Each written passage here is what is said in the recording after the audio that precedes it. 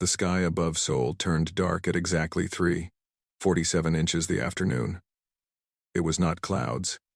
It was not an eclipse. It was something far worse. Admiral Kang Do-hyun stood on the bridge of the warship, Mugunghwa, his hands clasped behind his back as he watched the tactical display. Red dots filled the screen. Thousands of them. Each dot represented an alien warship. And they kept appearing one after another like stars being born in fast motion. 12,000 confirmed, said Captain Yun-Nari from her station. Her voice was steady, but Do-hyun could see her fingers trembling slightly over the controls. They have completely surrounded Earth. Do-hyun said nothing. He had spent 40 years preparing for war. He had fought in 3 border conflicts and commanded ships through the darkest battles humanity had ever faced. But this was different. This was not a war between nations. This was something else entirely. The alien ships were massive. Each one stretched several kilometers long, covered in dark metal that seemed to swallow light itself. They hung in orbit like silent gods. Waiting, on Earth below, people looked up. In New York, traffic stopped. In Tokyo, crowds gathered in the streets. In London, children pointed at the sky while their parents pulled them close. The whole world held its breath. Then the message came. Every screen on Earth flickered at once. Televisions, phones, computers, even the display boards in subway stations. They all showed the same image. A face that was almost human, but not quite. Gray skin stretched over sharp bones. Eyes that were completely black, like pools of oil. When it spoke, the voice was cold and mechanical, translated into every language simultaneously. People of Earth, I am Grand Admiral Torek of the Velen Dominion. You are now surrounded by 12,000 warships. Each one carries enough firepower to destroy a continent. Resistance is not possible. Surrender is your only option. You have 72 hours to give us your answer. If you refuse, we will turn your world to ash. The transmission ended. In the United Earth Command Center, located deep beneath the Swiss Alps, President Choi Hyun-woo sat at the head of a long table. Around him sat the leaders of every major nation. Some were sweating, some were pale. One was openly crying. We have to surrender, said the representative from France. Did you see those ships? We cannot fight that. Surrender means slavery, said the representative from Brazil. Or worse, we do not know what they want from us. They want our planet, said the representative from Russia. They want our resources, our people, everything. Arguments filled the room. Voices grew louder. Fists slammed on tables. President Choi listened to all of it in silence, his face showing nothing.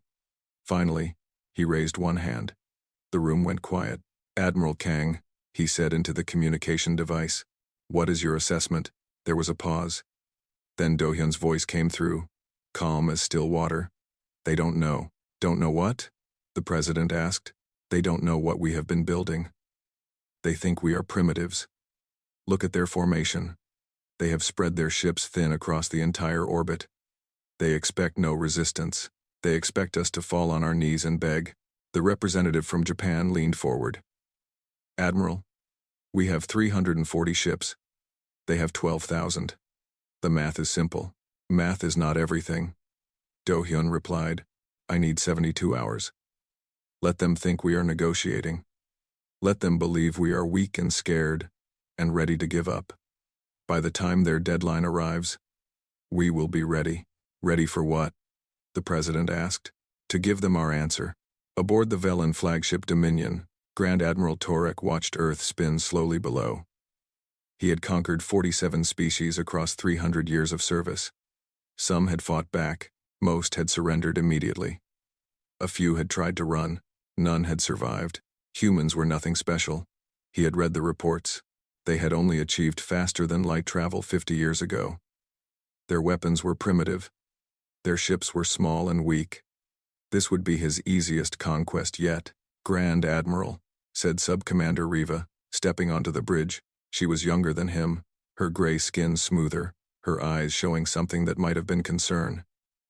I have been monitoring their communications, and Torek did not turn to look at her. They are too calm. They are afraid. Fear Make some species go quiet. No. Riva moved to stand beside him. I have seen afraid. This is different. They are organized. Their military channels are encrypted in ways we cannot break. Their leaders are meeting, but there is no panic in their voices. They sound like they are planning. Torek finally turned. His black eyes narrowed. Planning what? They have nothing. 300 ships against 12,000. What could they possibly plan? I do not know, Riva admitted. But something feels wrong. Perhaps we should move the fleet closer. Tighten the blockade. No. Torek waved his hand dismissively. Let them have their 72 hours. Let them taste hope before we crush it. That is how you break a species. You give them time to understand how hopeless they are. When the deadline passes, they will surrender. And if they do not, we will burn them anyway. Riva nodded slowly. But the doubt in her eyes did not fade. On the moon, hidden in a base that no alien scanner had ever detected, Dr. Park Seo-jun ran her fingers across a control panel. Behind her, massive generators hummed with power that should not have been possible. How much longer? Asked General Baek Minji, standing with her arms crossed, her soldier's uniform covered in dust from the lunar surface. 40 hours, Seo-jun replied. Maybe less if we push the reactors harder. Push them. If they fail, the whole thing fails. Everything we have built for 3 years. Minji stepped closer. If they succeed, Seo-jun turned to face her. There was no fear in her eyes, only the quiet fire of someone who had been working toward this moment her entire life. If they succeed, those aliens will learn something important. What? Seo-jun smiled. It was not a kind smile. They will learn that humans do not surrender. We never have. We never will. And anyone who threatens our home will pay a price they cannot imagine. Above Earth, 12,000 warships waited. Below, humanity prepared its answer. The clock was ticking. 3 years ago, a farmer in Argentina looked up at the night sky and saw something move between the stars. He told his wife. She told him to stop drinking, but he kept watching, night after night, until he was certain. Something was out there. Something was watching Earth. He sent a letter to his government. That letter was passed along, then passed along again, until it reached a desk in a building with no name, in a city that did not officially exist. And that was how humanity learned it was not alone. The first Velan scout ships were small. They stayed far away, just close enough to observe. World leaders met in secret. They argued. They panicked. Some wanted to announce the news to the public. Others said it would cause chaos. In the end, they chose a third option. They chose to prepare. Every major nation agreed to work together. Money flowed in secret channels. The smartest scientists disappeared from universities and laboratories, recruited for a project that had no name. They built a base on the dark side of the moon, far from any telescope, hidden from any scanner. And there, Dr. Park Seo-jun began her work. She was not supposed to succeed. The physics said it was impossible. Energy cannot be created or destroyed. Space cannot be folded like paper. These were the rules of the universe, written in mathematics that had held true for centuries. But Seo-jun did not believe in rules. Now she stood in the heart of her creation, watching power flow through cables thicker than tree trunks. The generators rose around her like the pillars of some ancient temple, humming with a sound that was almost like music. Tell me again, said President Choi Hyun-woo, who had traveled to the moon in secret, risking everything to see this with his own eyes. Tell me how it works. Seo-jun pointed to a holographic display. When the aliens fire their weapons, the energy travels through space in a straight line. Simple. Predictable. But what if space itself was not straight? What if we could bend it? Like a mirror? Better than a mirror. A mirror only reflects. This redirects. Their weapons will fire at Earth, but they will never reach us. The energy will fold through space and exit somewhere else. Anywhere else. She paused, including back at them. The president stared at the display for a long moment. You are telling me we can make them shoot themselves? Yes. And this will work? Seo-jun's eyes did not waver. It will work. 47 hours remained until the deadline. Captain Yunari climbed into a shuttle so small it barely had room for one person. The craft had no weapons, no shields. Its only advantage was that it was nearly invisible to sensors, coated in a material that absorbed radar like a sponge, absorbs water. "You do not have to do this," Admiral Kang Do-hyun said through her earpiece. "I can send someone else." "There is no one else," Nari replied. "Everyone else is needed for the fleet. Besides, I designed this shuttle. I know how it moves, how it hides. If they catch you, they will not catch me." She launched from the Mugunghwa and flew into the darkness between worlds. Around her, the alien fleet hung like a wall of shadows. Each ship was bigger than anything humanity had ever built. Their engines glowed with cold blue light. Their weapons pointed at Earth like fingers of death. Nari moved slowly, carefully, slipping between patrol routes she had memorized from hours of observation. Her heart beat hard in her chest, but her hands were steady. She had trained for this. She had prepared for this. And she would not fail. The flagship Dominion was the largest ship in the fleet. It sat at the center of the formation, like a spider in its web. Nari brought her shuttle close enough to scan its systems, hiding in the shadow of a nearby asteroid. What she found made her smile. The Valen ships were connected. Every vessel shared data with every other vessel through a central network.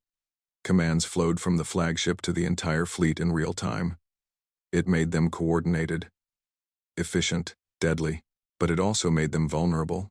"Admiral," she whispered into her communicator, "I found something. Their whole fleet runs through one point.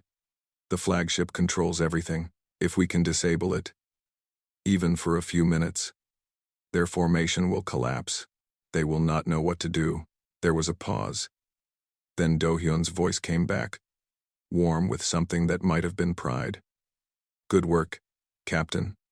Come home." Aboard the Dominion, Subcommander Riva could not sleep. She walked the corridors of the flagship, passing soldiers who saluted as she went. The ship was quiet. Too quiet. She found herself at an observation window, staring at the blue planet below. It was beautiful, green and blue and white, swirling with clouds. She had seen many worlds in her service. Some were barren rocks, some were covered in poison, but this one was alive in a way that made her chest feel strange. "You should rest." She turned to find Grand Admiral Torek behind her. His black eyes reflected the light of distant stars. "I cannot," she admitted. "Something is wrong. I can feel it. You worry too much." Torek moved to stand beside her. "I have done this many times. The pattern is always the same. They resist at first. They make threats. They beat their chests like animals. Then the deadline comes, and they break. They always break. What if these ones do not?" Torek laughed. It was a cold sound, like ice cracking. "Then we destroy them. Either way, we win. That is the beauty of overwhelming force. It does not matter what they do. The outcome is already decided." Riva said nothing. But as she looked at Earth, spinning slowly in the void, she could not shake the feeling that the Grand Admiral was wrong. The deadline came faster than anyone expected. In the command center beneath the Swiss Alps, President Choi stood before a screen showing Grand Admiral Torek's face. The alien looked smug, satisfied, like a predator that had already tasted blood. "Your time is up," Torek said. "What is your answer?" The president took a deep breath. Around him, the leaders of Earth watched. Some were still afraid, but others had changed over the past 72 hours. They had seen the reports from the moon. They had heard the scientists' confidence. They had felt something shift in the air. Something that had been sleeping in humanity for a very long time. "Hope. Our answer," the president said slowly, "is no." Torek blinked. For just a moment, something flickered across his alien face. Surprise, perhaps, or confusion. "No," he repeated. "No, we will not surrender. We will not bow. We will not give you our world." Torek's expression hardened. "Then you choose death." "No," said President Choi. "We choose to fight." The transmission ended. In the fleet above Earth, Admiral Kang Do-hyun watched his tactical display light up with activity. The alien ships were moving, forming attack patterns, powering their weapons. "All ships," he said calmly, "prepare for battle." Captain Yoon Nari's fingers flew across her controls. General Baek Minji strapped on her armor.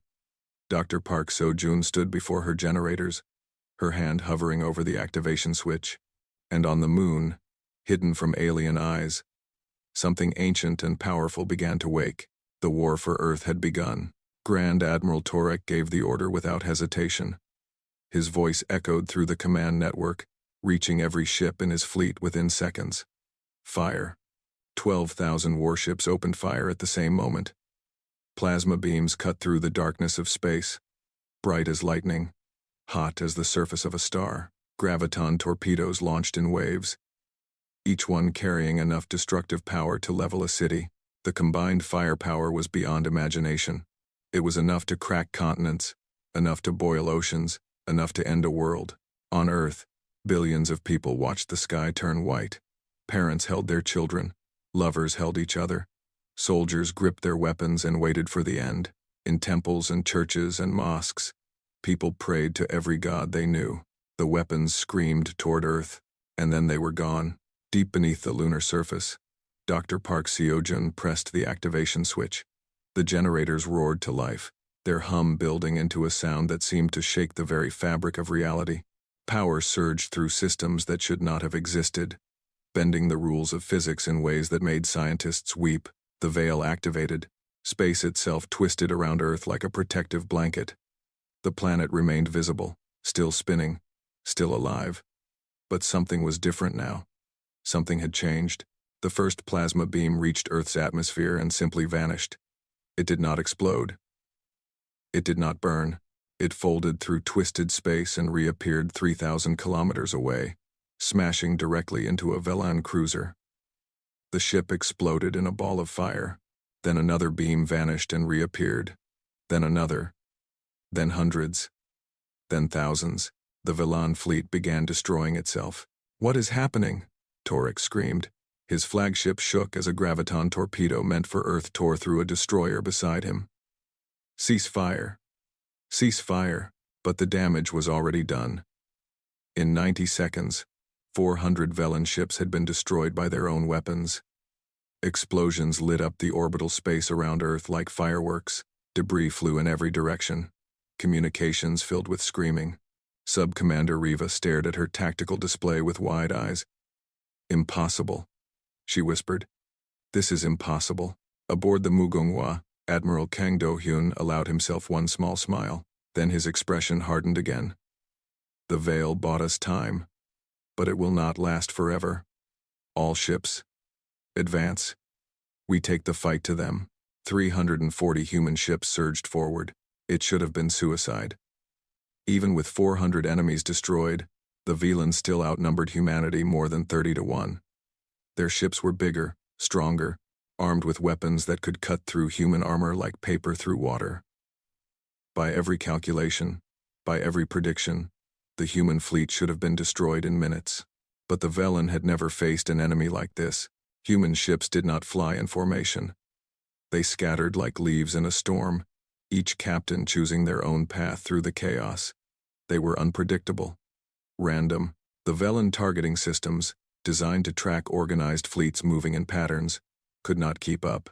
Captain Yoon Nari pushed the Mugunghwa into the heart of the enemy formation, her fingers dancing across controls, her mind processing information faster than any computer. She saw openings where others saw walls. She found weaknesses in seconds, and she called them out to the fleet. Cruiser at position 7-4 has damaged shields. Destroyer at 9-2 is venting atmosphere. Carrier at 3-8 has lost engine power. Human ships struck like wolves hunting injured prey. They hit hard, hit fast, and disappeared before the enemy could respond. General Baek Minji led the boarding teams. Her shuttle punched through the hull of a Velan transport, and her marines poured into the alien ship with weapons blazing. The Velan soldiers were taller, stronger, trained for centuries of warfare. But they had never fought humans before. They had never faced an enemy that refused to die. Minji took 3 plasma shots to her armor. She kept fighting. Her soldiers fell around her, and she kept fighting. When her rifle ran out of ammunition, she used her knife. When her knife broke, she used her fists. And when the last Velan soldier on the transport fell, she stood in a corridor painted with blood and caught her breath for exactly 5 seconds. Then she called for another shuttle.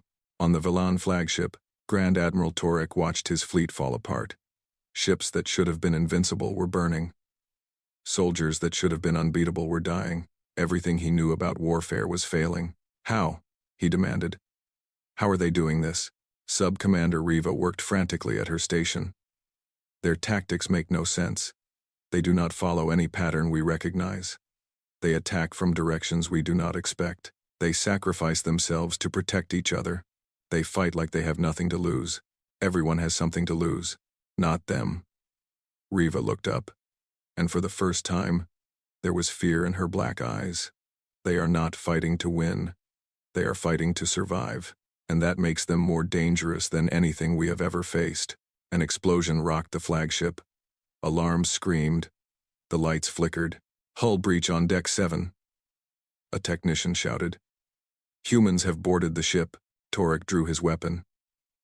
Seal all corridors. Send every soldier we have. Kill them all. But the humans kept coming.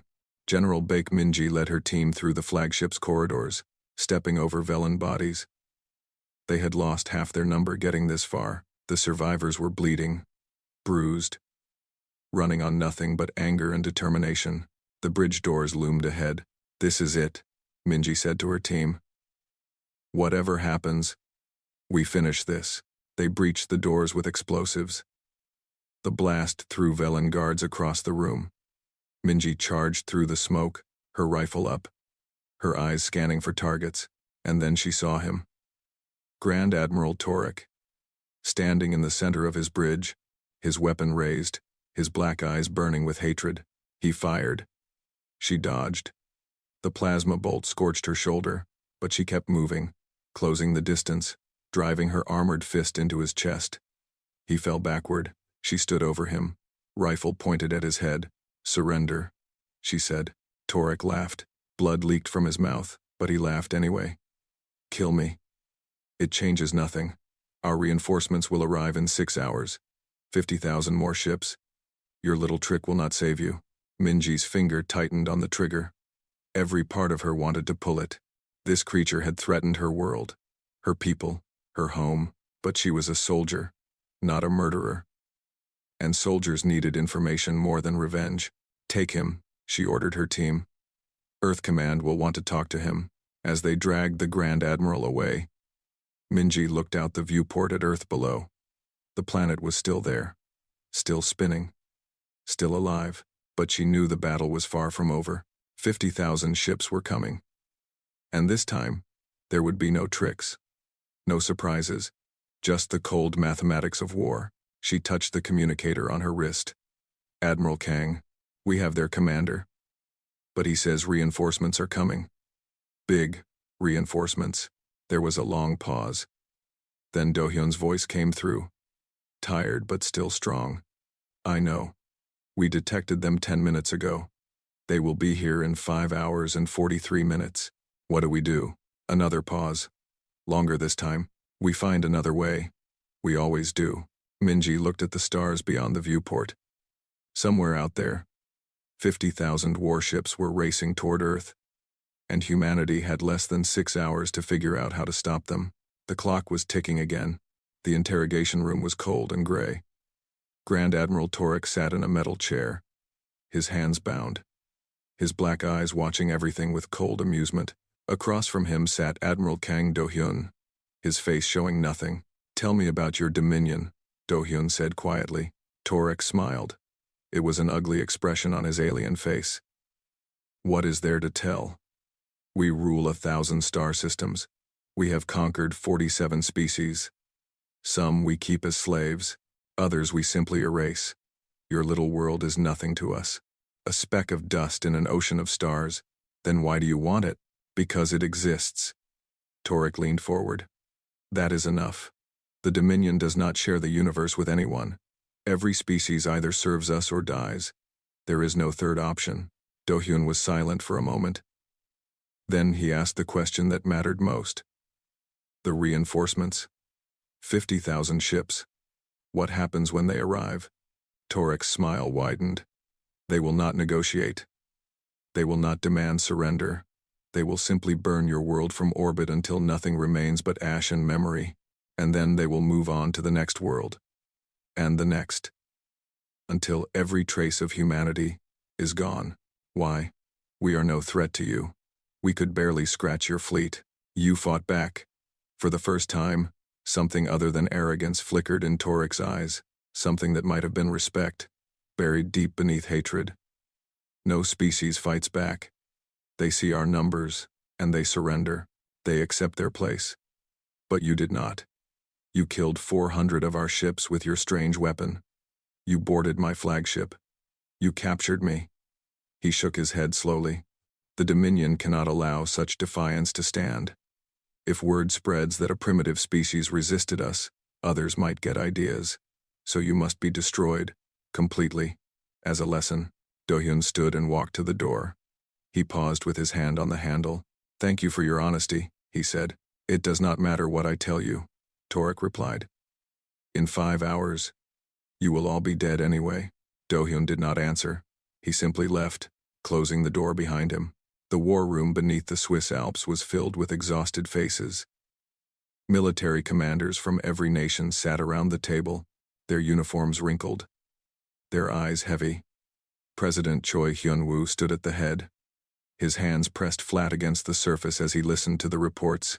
The veil is failing, said Dr. Park Seo-jun through a video connection from the moon. Her face was pale, dark circles under her eyes. The generators were never designed to run this long. We have maybe 2 more hours of protection before the whole system burns out. Can you repair it? The president asked. Not in time. Not before the reinforcements arrive. Silence fell over the room. Heavy. Crushing. So that is it, said the representative from Germany. We delayed the inevitable. We gave them a fight. But in the end, we lose anyway. No. Admiral Kang Do-hyun's voice cut through the despair like a blade. He stood near the back of the room, his arms crossed, his expression thoughtful. There has to be another way. What way? The representative demanded. We have 94 ships left. They have 50,000. Even with the veil, we cannot redirect that much firepower. Then we do not redirect it. Do-hyun turned to the screen showing Dr. Park. The veil folds space. It bends it. What if we could fold it outward instead of inward? Seo-jun's eyes widened. You mean use it as a weapon? Can it be done? She was quiet for a long moment, her mind racing through calculations. Theoretically, yes. If we overload the generators instead of letting them burn out naturally, we could create a cascading fold. Space would twist outward from Earth in an expanding wave. Anything caught in it would be torn apart or thrown across the galaxy. That sounds promising, the president said. What is the problem? Seo-jun hesitated. The problem is, we have never tested it. We do not know exactly what will happen. The fold could reach the enemy fleet and stop. Or it could keep expanding forever. It could crack the moon. It could tear holes in reality itself. We would be gambling with physics we do not fully understand. And if we do nothing? Do-hyun asked. Then 50,000 ships destroy Earth, and humanity ends. The president closed his eyes. The weight of the decision pressed down on him like a mountain. In his mind, he saw the faces of everyone who would die if he made the wrong choice. Billions of people, children who would never grow up, dreams that would never come true. A species that had fought its way from caves to the stars, only to be wiped out by aliens who saw them as nothing more than insects. He opened his eyes. Do it, he said. Prepare the weapon. Captain Yun-nari stood on the damaged bridge of the Mugunghwa, watching the tactical display. The human fleet had gathered near Earth, their battered ships forming a thin defensive line. Beyond them, the remaining Valen forces circled like sharks, waiting, and in the distance, growing larger every minute. The reinforcement fleet approached. Admiral, she said into her communicator. What is the plan? Do-hyun's voice came back. Tired but determined. We hold the line. We buy time for the scientists to prepare the weapon. How long? As long as it takes. Nari looked at the ships around her. 94 vessels. Some were barely functional. held together with emergency repairs and desperate hope. Their crews had been fighting for hours. They were exhausted, injured, running on nothing but willpower, but not one of them had retreated. Not one of them had fled. "You heard the Admiral," she announced to the fleet. "We hold the line. Whatever comes, we do not break, we do not run. We stand together, and we give Earth the time it needs." Across the communication channels, voices responded. Some were scared, some were angry, some were calm. But all of them said the same thing: "We hold." On the moon, Dr. Park Seo-jun worked faster than she had ever worked before. Her hands flew across controls, adjusting power levels, rewriting code, pushing systems beyond their limits. Sweat dripped down her face, her muscles ached, but she did not stop. 30 minutes, she muttered to herself. "Just give me 30 minutes.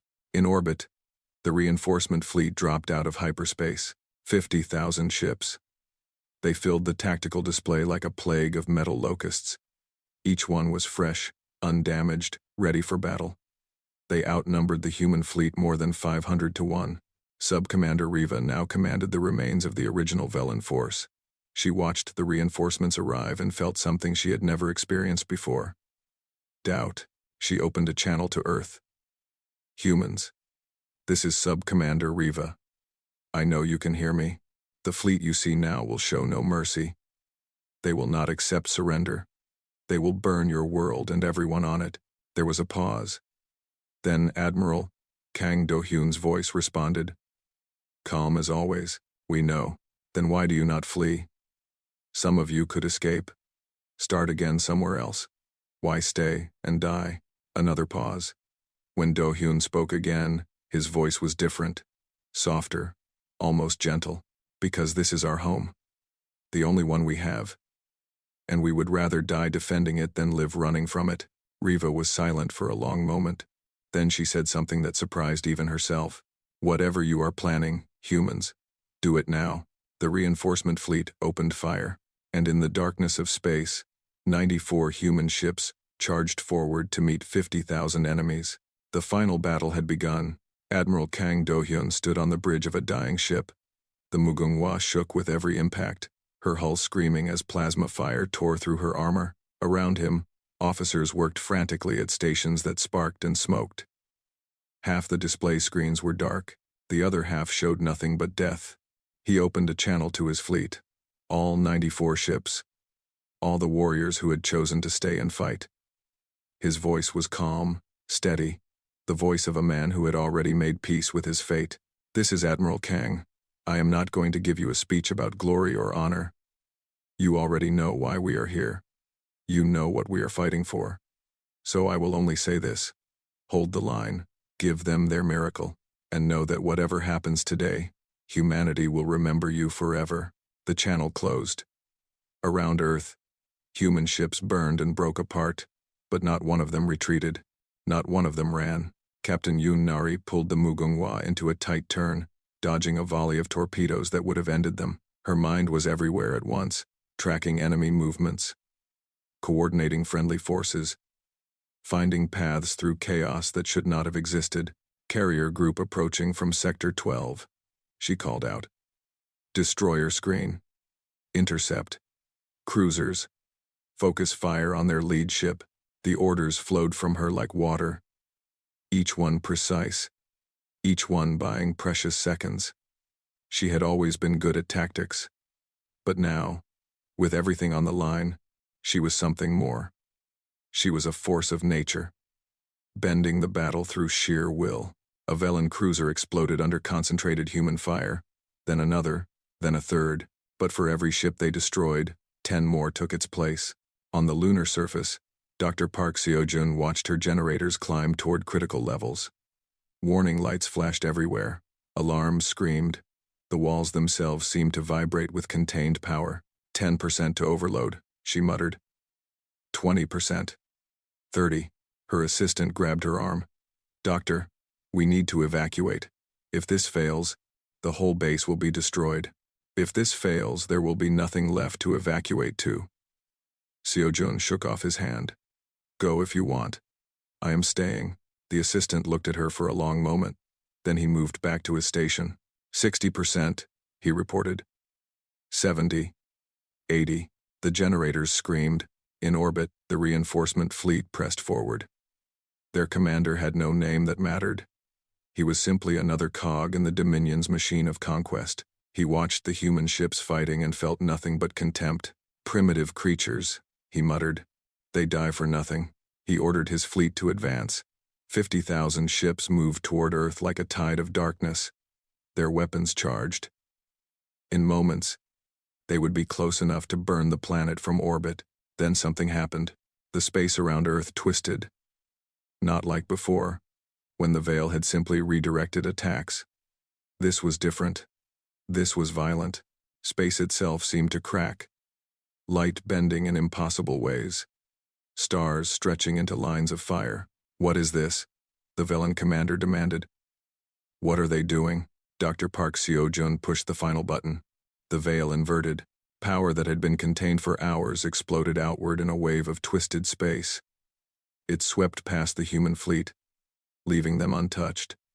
But when it reached the Velen ships, everything changed. The reinforcement fleet had fired thousands of weapons at Earth. Plasma beams, graviton torpedoes, nuclear warheads. All of them were caught in the fold. All of them were multiplied, echoed, bounced through fractured space like light through a broken mirror. 10,000 shots became 100,000 exit points, and they all appeared inside the Velan formation. Ships exploded. Then more ships exploded. Then entire sections of the fleet vanished in fire. The Velen commander screamed orders, but there was nothing to order. His fleet was being torn apart by its own weapons, multiplied beyond counting, striking from directions that made no sense. But the fold did not stop there. It kept expanding, following the hyperspace trails that had brought the reinforcements to Earth. It raced backward through the paths between stars, reaching across light years in seconds. In the Velen home system, space twisted without warning. Space stations cracked apart. Defense platforms fired randomly at targets that did not exist. Communication networks collapsed as reality itself seemed to shudder. The Velen Dominion, conquerors of 1,000 worlds, went silent.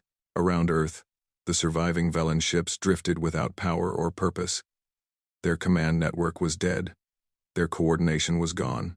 They were alone, cut off, surrounded by the wreckage of 50,000 vessels. Subcommander Riva sat in the darkness of her damaged bridge, listening to static where orders used to be.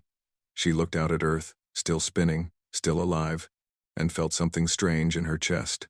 Relief. She did not understand it. She had served the Dominion her entire life. She should have been devastated by this defeat. But instead, she felt only a quiet acceptance. The humans had won. Against all odds, against all logic, against everything she had believed possible, they had won. Admiral Kang Do-hyun sat in the observation room of a medical station, watching the surviving ships limp home. Of 94 vessels, only 37 remained. Thousands of soldiers had died. The cost had been enormous, but Earth was still there. Humanity was still alive. Tears rolled down his weathered face. He did not wipe them away. Captain Yoon Nari found him there an hour later. She sat beside him in silence, her uniform torn and stained with blood that was not her own. They watched the stars together. What happens now? She finally asked. Do-hyun was quiet for a long moment. Now we rebuild. Now we prepare. The Dominion is wounded, but they will not stay silent forever.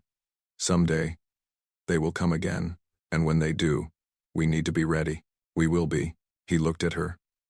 In her eyes, he saw the same fire that had carried humanity through this impossible day. The same stubborn refusal to surrender that had defined their species since the first humans stood up and walked across the African plains. Yes, he said softly. We will be. In a prison cell on Earth, Grand Admiral Torek sat in darkness. He had watched the battle through a small window. He had seen his fleet destroyed, his dominion broken. Everything he had believed in shattered. The door opened. Captain Yoon Nari stepped inside. How? Torek asked. His voice was hollow, empty of the arrogance that had defined him. You were nothing. Primitives. How did you do this? Nari looked at him for a long moment. Then she walked to the window and looked out at Earth. You gave us an ultimatum, she said quietly. Surrender or die. You thought those were the only options. You could not imagine anything else. She turned to face him. But humans do not think in two choices. We find the third option. The one nobody else sees. The one that should not exist. She smiled. And there was no kindness in it. You asked us to surrender. We answered. She left him alone in the darkness. 6 months later, Dr. Park Seo-joon stood in a new laboratory. Around her, scientists worked on machines that made the original Veil look like a children's toy. The first generators had been built in secret, in fear, in desperation. These new ones were built in the light, with purpose, with confidence. General Baek Minji visited her one afternoon. The soldier was walking with a cane now, her body still healing from wounds that would have killed anyone else. What are you building? Minji asked. Seo-joon looked up from her work. Something better. Something that will make sure what happened never happens again. You think they will come back? Someone will. Maybe the Dominion. Maybe someone else. The universe is vast, and there are things out there that make the Velen look like children. Seo-joon smiled. And this time it was warm. But when they come, we will be ready. We will always be ready. She turned back to her work. Outside the laboratory, the sun set over a world that had survived the impossible. Children played in parks. Families gathered for dinner. Musicians sang songs about the heroes who had saved them all. Humanity had faced extinction and refused to blink. Now the galaxy knew they existed. Now the galaxy knew what they were capable of. And somewhere out there, in the darkness between stars, other species were starting to ask questions. Who were these humans?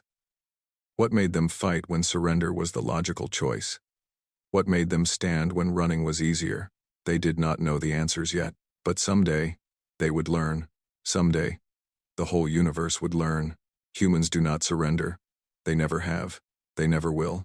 And anyone who threatens their home will discover exactly what that means.